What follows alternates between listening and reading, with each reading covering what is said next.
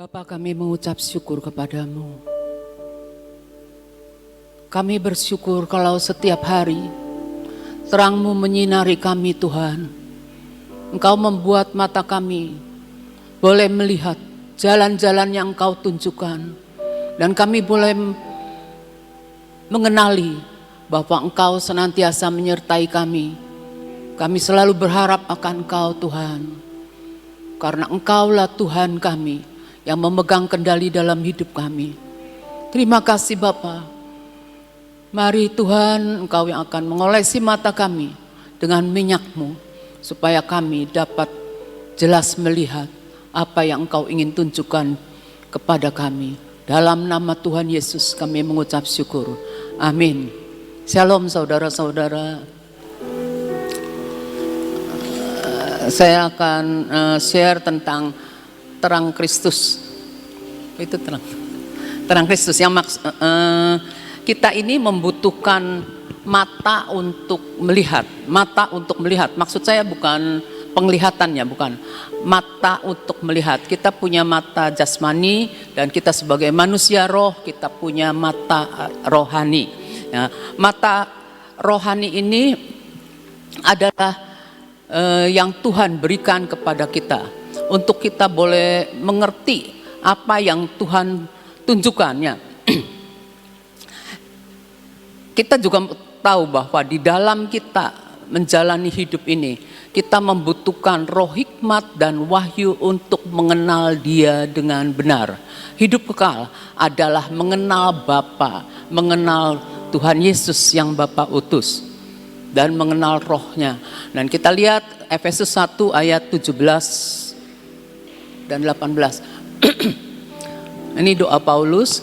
Dan meminta kepada Allah Tuhan kita Yesus Kristus, yaitu Bapa yang mulia itu, supaya Ia memberikan kepadamu roh hikmat dan wahyu untuk mengenal Dia dengan benar. Jadi kita untuk mengenal Bapa, Putra dan Roh Kudus itu kita membutuhkan roh hikmat dan wahyu. Terus 18. Dan supaya Ia menjadikan mata hatimu terang, agar kamu mengerti pengharapan apakah yang terkandung dalam panggilannya, betapa kayanya kemuliaan bagian yang ditentukannya bagi orang-orang kudus. Jadi bagi orang-orang yang Tuhan kuduskan, itu Tuhan menentukan bahwa ada kekayaan kemuliaan Tuhan. Nah, untuk melihat kekayaan kemuliaan Tuhan itu kita membutuhkan mata rohani. Ya. Ketika Allah membuka mata kita, kita nih akan dapat melihat.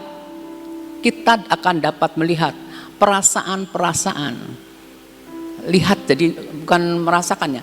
Kita lihat, jadi secara mata rohani ini melihat perasaan kita kok begini gitu. Ada rasa tidak aman, ada rasa rendah diri, ada rasa kayak terancam, terintimidasi gitu ya. Nah, itu perasaan-perasaan seperti itu ketika menyerang diri kita, kita merasakan sesuatu yang tidak enak. Tapi ketika Allah membuka mata kita, maka kita tahu bahwa semua itu dampaknya terhadap yang kita lakukan. Misalnya gini saudara, kalau orang yang tertekan, orang yang terintimidasi gitu ya, orang itu enggak betah gitu tuh.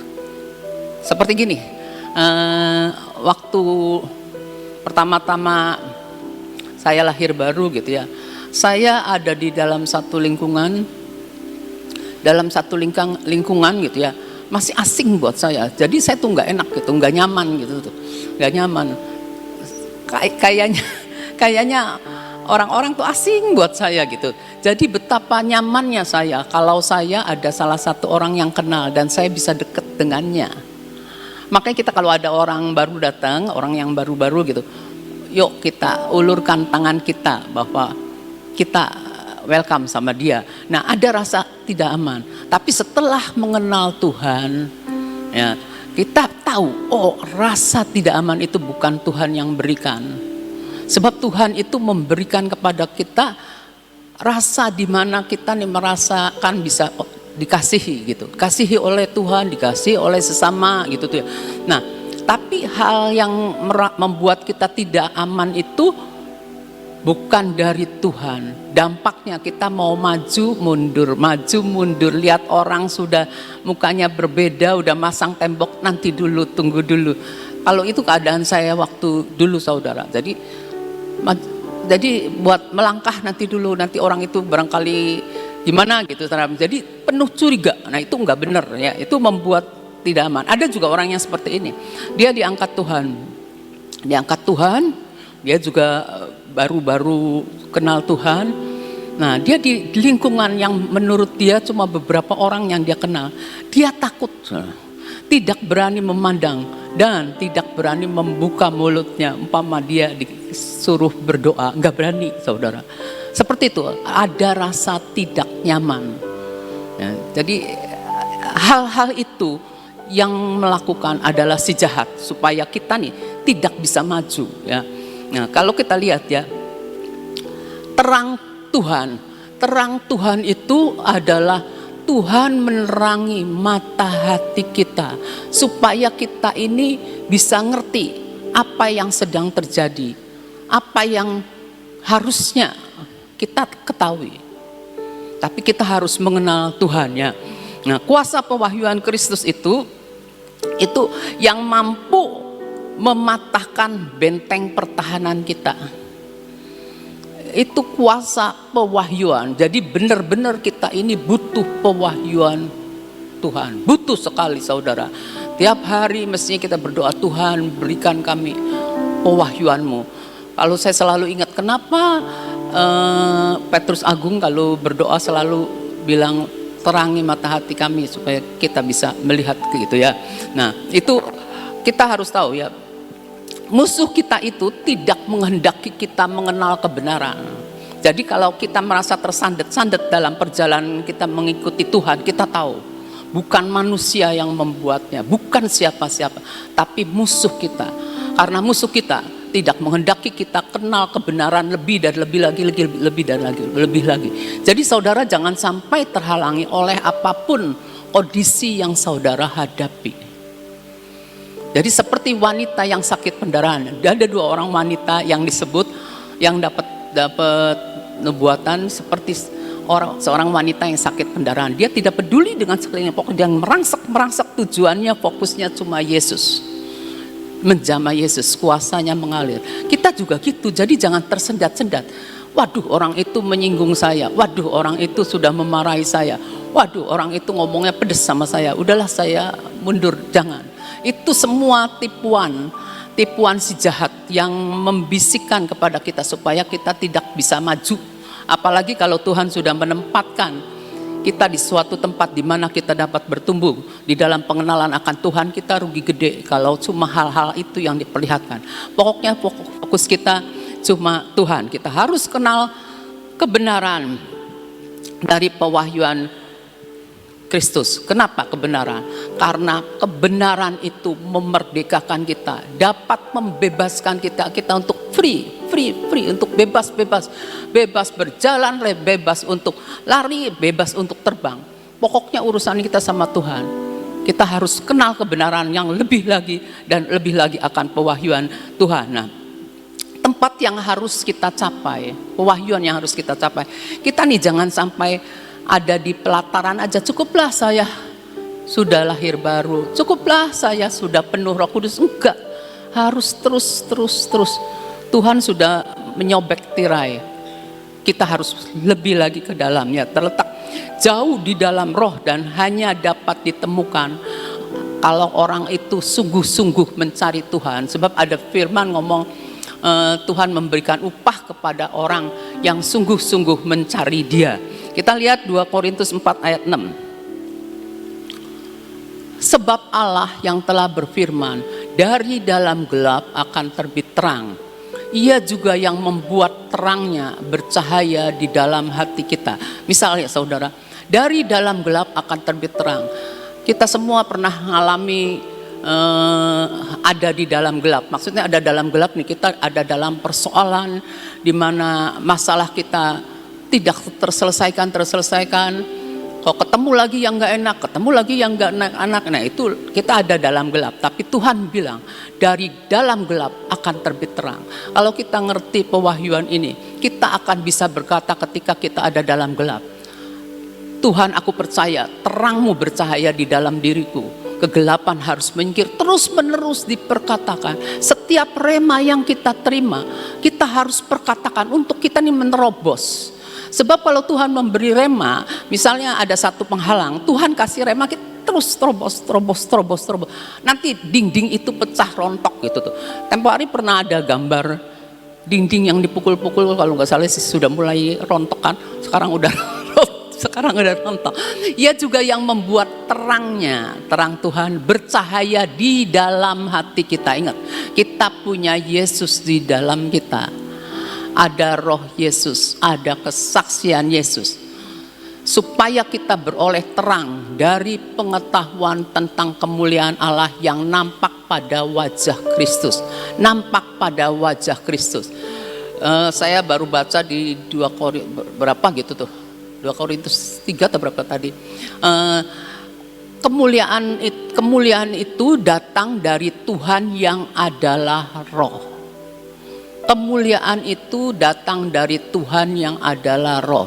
Jadi setiap kita harus menyadari kita butuh dilahirkan kembali. Tanpa kita dilahirkan kembali, kita tidak dapat melihat kerajaan Allah. Jadi kita harus dilahirkan kembali, saudara. Kalau kita dilahirkan kembali, kita punya mata rohani yang bisa melihat. Bukan penglihatan. Penglihatan sih siapa aja yang belum kenal Tuhan pun bisa ngelihat. Tapi yang Tuhan mau adalah pewahyuannya Tuhan itu diberikan. Seperti Bapa memberikan pewahyuan pada Petrus waktu ditanya oleh Yesus. Yesus tanya, siapakah aku ini menurut engkau? Petrus bisa menjawab, engkau adalah Mesias, anak Allah yang kudus. Nah, dia bisa bilang, perkataan itu diwahyukan oleh Bapa. Nah, ketika kita menerima pewahyuan tentang siapakah Yesus dalam hidup kita, kita harus terus meningkat di dalam pengenalan kita. Kalau saya suka tanya gini sama anak-anak PA, anak kecil ya, suka tanya sama yang dewasa juga saya tanya, siapakah Yesus bagi kalian. Nah, di situ kita bisa lihat pengenalan mereka sampai di mana. Oh, bagi dia Yesus adalah ini, Yesus adalah ini. Semua benar, saudara. Tapi kita harus meningkat di dalam pengenalan yang lebih dalam lagi. Soalnya dunia sedang penuh tipu sana sini. Jadi kita harus tahu benar-benar ini Tuhan atau bukan. Kita harus terus menerus kenal Tuhan lebih lagi ya. Terangnya bercahaya di dalam hati kita. Tuh dia tulis 2 Korintus 3 ya. Tapi saya bukan ini, sebab Tuhan adalah roh dan mana ada roh itu boleh juga ya.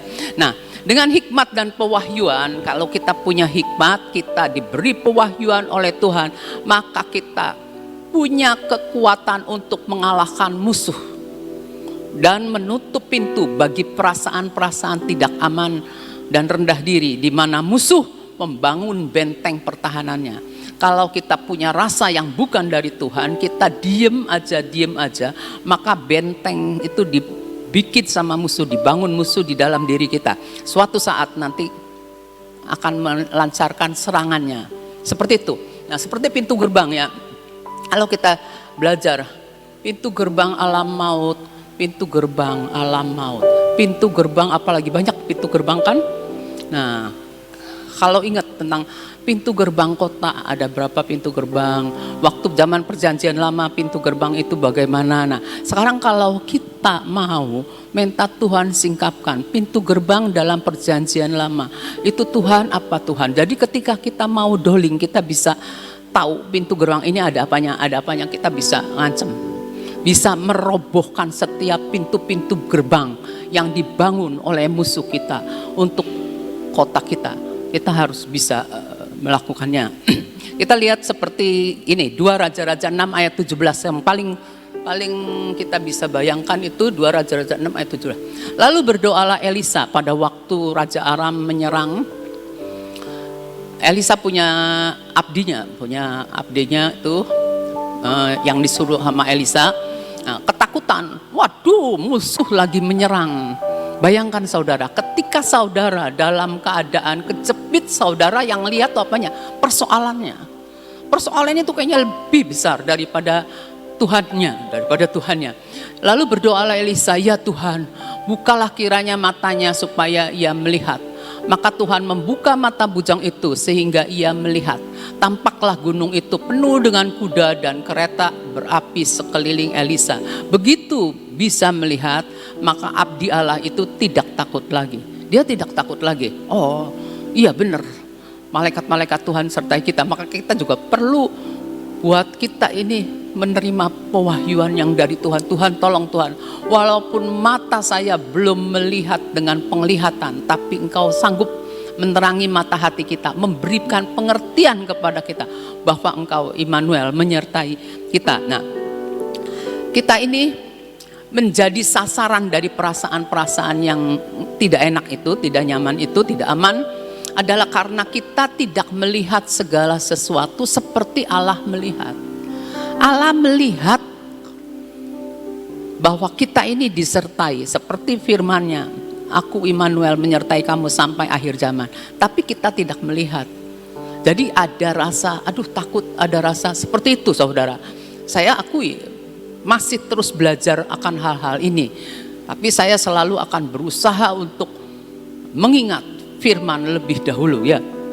Nah, seperti gini saudara, orang kan begini, peperangan kan ada di dalam pikiran kita. Perkataan siapa yang mendominasi hidup kita, siapa, dan mengendalikan pikiran kita, pikiran manusia. Misalnya gini saudara, ada seorang sedang dalam keadaan gak enak gitu, dalam keadaan gak enak. Setiap hari yang diperhatikan dari pagi sampai sore dirinya sendiri. Yang diperhatikan adalah penyakitnya. Dan perkataan-perkataan ilmiah dokter, kanan kiri, masuk kanan kiri, semua tentang tentang penyakit gitu ya, dalam penyakit. Otomatis ya pikirannya selalu mikirin penyakit. Mau masukin firman sulit karena dia punya perasaan tidak nyaman dan dia enggak mengerti bagaimana untuk mendobrak. Dikasih tahu pun kayaknya mental, dalam belum waktunya untuk diberitahu. Caranya sudah dikasih tahu tapi dia belum melakukan, masih fokusnya itu masalahnya. Jadi kayaknya dia tidak menyadarin walaupun dia kasih tahu dalam doa bahwa Tuhan yang kita kenal, yang kita sembah itu Tuhan yang punya nama di atas segala nama. Saya ngakui nama di atas segala nama baru ngeh ketika saya belajar, ketika saya memberikan sharing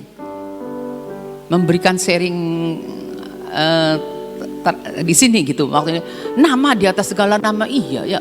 Nama apa sih yang saya takutin? Si A nggak takut, nama di atas segala nama. Si B penyakit, sakit penyakit, bencana apa? Nama di atas segala nama, nama di atas segala nama, nama di atas segala. Terus diingat-ingat nama di atas segala nama, nama di atas segala nama.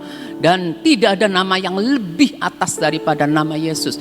Itu terus dimasukin di dalam pikiran kita ya, dimasukin. Belajar seperti itu saudara. Nah, kita Yesus ada di dalam kita ya. Terang kita harus dinyatakan. Dunia sedang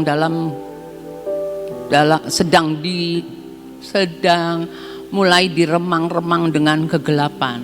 Kita punya terang. Terangnya kita nih harus dinyatakan. Yesus di dalam kita harus dinyatakan. Firman Tuhan harus dilepaskan. Karena firman itu mencipta. Firman itu menghancurkan. Tuhan menaruh di dalam mulut lidah bibir kita ini perkataan-perkataan untuk menghancurkan, membinasakan, merobohkan, membangun, menanam. Semuanya Tuhan taruh.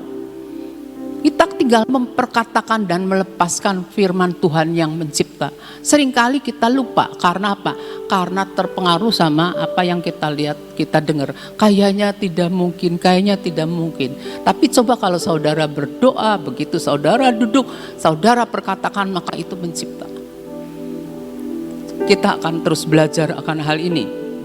Nah, kebanyakan dari kita ini, seperti saya juga ya, kebanyakan dari kita ini menyatakan diri kita yang lama. Diri kita yang lama itu penakut, pemalu, apalagi ya, penakut, pemalu. Ya, saya ingat ada satu anak, saya baru ngerti, saya dibully waktu itu kelas SMP. Dia ngomong saya, tapi saya waktu itu enggak gitu ngerti, karena saya pikir ya memang keadaan saya gitu ya. Tapi begitu saya teringat, wah, saya itu ternyata dibully. Saya dibilang begini, dasar penakut sampai terkencing-kencing. Dia bilang begitu sama saya. Dalam hati saya, lah, saya tuh iya dulu tuh dibully, baru ngerti itu artinya dibully gitu. Tapi saya sekarang gak akan begitu, karena ada roh Tuhan yang perkasa di dalam saya gitu. Saya harus perkatakan, saya bukan penakut. Takut terhadap apa? Takut terhadap manusia. Waktu itu SD atau SMP, saya lupa lah. Pokoknya lumayan. Saya memang ketika dia ngomong gitu, dia kan kalau di kelas ngerajai gitu tuh ya. Ya saya kan diem aja, kalau ada orang jadi raja ya udah saya diem aja gitu tuh. Cuma dia ngomong gitu, dasar penakut kamu tuh, sampai terkecing-kecing katanya. Ya Tuhanku, dalam hati saya tuh, ya saya udah kebaskan ya. Nah itu ya, diri kita yang lama. Kalau kita lihat di dalam firman yang tadi itu 2 Korintus 3 ayat 18 begini. Kemuliaan itu datangnya dari Tuhan yang adalah roh, yang membuat kita itu diubahkan oleh Tuhan. Terus menerus diubahkan. Nah, terus menerus diubahkan sampai menyerupai Kristus, kalau nggak salah sih begitu. Nah, kita ini diubahkan oleh firman yang kita lakukan, diubahkan oleh firman yang kita lakukan. Setelah kita diubahkan, kita harus menyatakan Kristusnya, bukan diri kita yang lemah dan tidak berdaya. Ada kuasa kebangkitan di dalam diri kita. Kita harus tidak sama seperti yang kemarin, tidak sama seperti yang kemarin, tidak sama seperti jam yang lalu. Harus terus menerus belajar dan belajar ya. Kita harus mau berubah ya. Nah, kalau terang, kita tahu terang menyingkirkan kegelapan yang menyelubungi. Itu baru terang. Terang menyingkirkan kegelapan yang menyelubungi. Tapi terang pewahyuan itu akan memusnahkan kegelapan yang ada. Terang pewahyuan, jadi benar-benar kita butuh terang. Karena apa? Dunia sedang gelap. Kita butuh terang pewahyuan. Apa itu terang pewahyuan? Terang Kristus. Apa itu terang Kristus? Terang dari yang diurapi. Apa itu yang diurapi? Firman Tuhan. Tuhan berikan saya firman untuk saya menghancurkan, memusnahkan segala kegelapan yang ingin menyelubungi keluarga kita, kota kita, bangsa kita, dunia, bahkan dunia ya.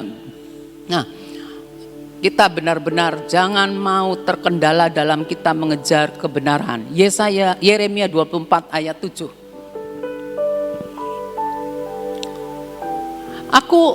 Tuhan akan memberi mereka suatu hati untuk mengenal aku, kata Tuhan. Yaitu bahwa akulah Tuhan, jadi tidak ada yang lain. Akulah Tuhan.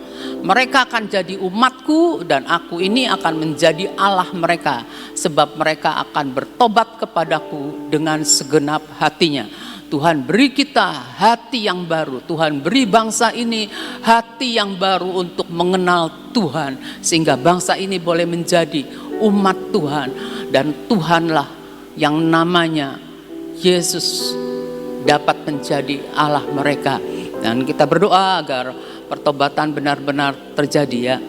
Kita tahu mata rohani kita, mata hati kita, pengertian kita akan dapat melihat perkara-perkara yang tidak pernah dapat dilihat oleh mata jasmani. Makanya dikatakan gini, manusia jasmani tidak dapat menilai manusia rohani. Manusia roh nggak bisa menilai manusia rohani. Kita beda dengan mereka.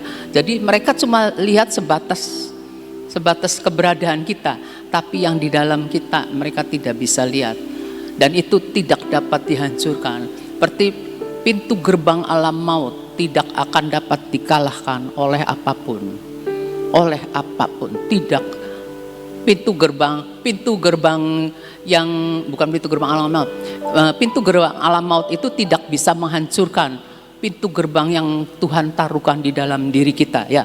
Ingat, peperangan berlangsung dalam pikiran.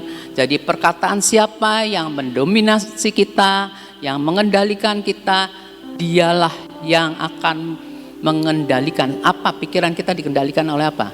Oleh persoalan kita, nanti persoalan kita terus menerusnya akan mengendalikan kita. Kita hendaknya tahu bahwa kita harus memiliki pikiran Kristus. Pikiran Kristus, dan biarlah pikiran Kristus yang menguasai pikiran kita. Supaya apa? Supaya kita nanti mengalami kebebasan dalam setiap aspek kehidupan kita. Ayat terakhir kita akan ingat Yohanes 8 ayat 36. Jadi apabila anak itu memerdekakan kamu, anak itu berarti kalau Yesus yang memerdekakannya, bukan manusia. Apabila anak itu memerdekakan kamu, maka kamu pun benar-benar merdeka. Jangan sampai kita ini sudah merdeka, tapi kita masih punya hal-hal yang kita ngerasa kayaknya ini saya belum lepas loh, kayaknya ini belum lepas loh, saya harus ini. Enggak, saudara. Kita harus, apabila anak itu memerdekakan, ya, apabila Tuhan Yesus yang memerdekakan, maka kita pun benar-benar merdeka. Kita harus senantiasa mengingat akan setiap kebenaran firman Tuhan yang diberikan pada kita. Itu aja yang saya bisa sharekan. Tuhan memberkati. Saudara, hari ini berbicara tentang dibukakan mata. Ya. Tadi diterangkan tentang Elisa yang merasakan mau ditangkap dan dikatakan, Tuhan bukalah mata rohaninya. Saat itu bujang ini tidak melihat. Elisa lihat, bujangnya tidak melihat. Tetapi saat dia memperkatakan dan berdoa, maka terjadi sesuatu. Kuasa perkataan. Jadi dalam menghadapi apapun yang saat-saat ini kita hadapi, terutama dalam menghadapi panasnya saat-saat ini, saudara, saya percaya saudara itu pasti merasakan. Tadi malam kan tiba-tiba ada petir yang nggak tahu kalian dengar atau sudah tidur. Petirnya itu sampai luar biasa, ya. Saya sampai terbangun dan saya katakan, Tuhan, ini mau kiamat gitu, ya. Mau datang kok kayaknya aku tuh mencengkam banget. Tapi udara panas, ya. Kita bersyukur di tempat ini. Ada seorang pendoa yang mengatakan kepada saya, Cik, bisa enggak ya kalau kita itu minta sama Tuhan, ada suatu kayak kelambu, ya, melingkupi akan dunia ini, sehingga panasnya itu tidak terlalu panas yang kita rasakan. Saya bilang bisa saja, ya. Minta kepada Tuhan, Tuhan, Kau yang akan menyelubungi akan bumi ini, Engkau bisa untuk melakukan semuanya itu. Singkapkan mataku untuk melihat caramu bekerja untuk melindungi hidup kita, ya. Bisa. Kuasa perkataan minta disingkapkan sampai dimanapun saudara berada, ya. Nanti saudara bisa merasakan, kok udaranya rada beda ya, sedangkan sebetulnya biasa, ya. Minta sama Tuhan kuasa perkataan, minta disingkapkan mata kita melihat kemuliaan Tuhan terjadi di masa-masa saat-saat ini, supaya dimanapun saudara berada, ya. Mungkin mau tidak mau saudara harus pergi untuk kerja dan sebagainya, ya. Harus naik beca mungkin, ya. Harus naik Gojek mungkin, ya. Panas. Tapi saat engkau menghadapi akan hal seperti itu, ya, saudara bisa mempunyai perkataan, singkapkan mataku Tuhan untuk melihat ada tudung yang menudungi saya. Ada tudung yang menudungi akan kota ini, sehingga kota ini tidak mengalami kebinasaan atau kepanasan yang terlalu sangat kuat ini, ya. Hari ini kita berdoa supaya benar-benar Tuhan singkapkan mata kita untuk melihat perkara-perkara yang ajaib buat bangsa dan negara kita, ya. Yuk kita berdoa. Bapa, kami mengucap syukur untuk pujian penyembahan selama 1 jam Tuhan. Kami mengucap syukur tentang penyingkapan mata. Biar mata kami menjadi terang bahwa Engkau yang berjanji melindungi kami, menyertai kami sampai kepada kesudahan alam. Dalam menghadapi keadaan saat ini ya Tuhan, kami bersyukur karena di kota ini masih ada hujan. Kami berdoa untuk seluruh negara ini. Kami berdoa buat negara-negara yang lain yang mengalami Tuhan panas terik dan sungguh-sungguh sangat membahayakan. Kami berdoa Bapa, selamatkan bangsa kami, selamatkan dunia ini. Jikalau semuanya itu belum waktunya, biarlah Engkau menyelimuti Tuhan akan bumi ini dengan selimut yang daripadamu, sehingga panas ini bisa ditahan, tidak sampai membinasakan daripada umat manusia. Terima kasih untuk doa yang kami naikkan di hadapan-Mu. Kami berdoa buat bangsa dan negara ini ya Tuhan. Kami berdoa untuk Bapak Presiden kami. Engkau cengkeram hatinya Tuhan. Engkau kuasai pikiran dan jiwanya, supaya di dalam mengentaskan, menyelesaikan tugasnya sampai tahun 2024, benar-benar Tuhan dilakukan dengan finish strong. Kami berdoa supaya semua program yang diadakan bisa diteruskan oleh penerusnya Tuhan. Biarlah semua rencana-Mu atas bangsa ini menjadi nyata. Kami sungguh merindukan Bapak, semua kekayaan tambang maupun apapun laut, kekayaan alam bumi Indonesia ini dapat dinikmati oleh seluruh bangsa ini. Bapa, kami sungguh merindukan keamanan. Kami merindukan Tuhan kemakmuran buat bangsa dan negara ini. Karena mau tidak mau, negara ini Kau anugerahkan buat bangsa ini. Biar seluruh bangsa ini menikmati apa arti kenikmatan daripada berkat yang Engkau berikan. Terima kasih untuk kasih setiamu.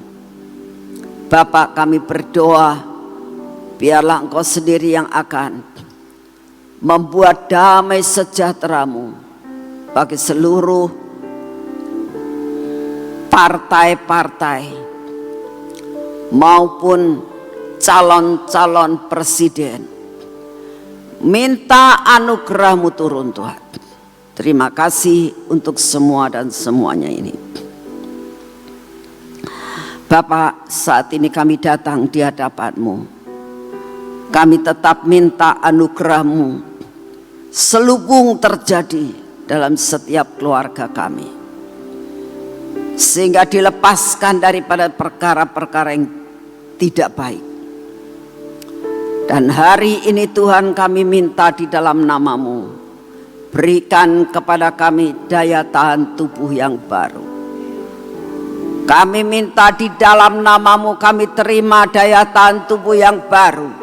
Kami terima dan kami masukkan dalam tubuh jasmani kami, sehingga bersenyawa, sehingga tubuh jasmani kami ini ya Tuhan, ada sesuatu kestabilan, kekuatan, kesehatan yang berasal daripadamu. Terima kasih untuk kasih setiamu yang tidak pernah berubah. Terima kasih Tuhan, Engkau sungguh amat sangat baik. Kami berdoa untuk acara tanggal 9 Tuhan. Engkau tahu banyak sekali orang yang dari luar kota. Kami minta anugerah-Mu semua dapat berjalan seperti yang Engkau mau. Semua dapat Engkau sendiri akan mengatur dari awal sampai akhir. Semua acara ada dalam kendali yang daripada-Mu. Biarlah Engkau yang melakukan, Engkau yang berbicara, sehingga pulang dari tempat ini benar-benar hati, jiwa dan pikiran kami diubahkan Tuhan menjadi cinta kepadamu, all out Tuhan, sampai mendahulukan Engkau lebih dari segalanya, meletakkan semua yang tidak baik dalam hidup kami dan menerima perkara kekuatan yang baru. Terima kasih untuk kasih setiamu. Dalam nama Tuhan Yesus, mari kita masuk dalam pengurapan.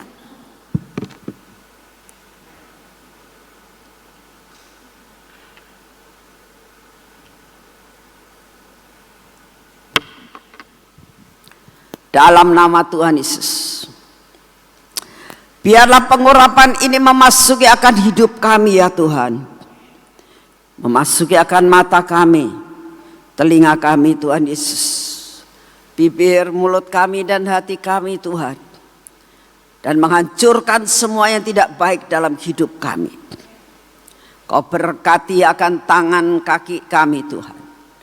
Biarlah tangan dan kaki kami ini melakukan segala sesuatu pekerjaan kami hari ini, dan apa yang kami kerjakan menjadi berhasil.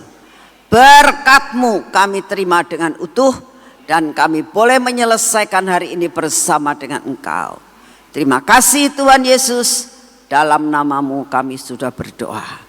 Amin. Selamat pagi, Tuhan memberkati saudara semuanya.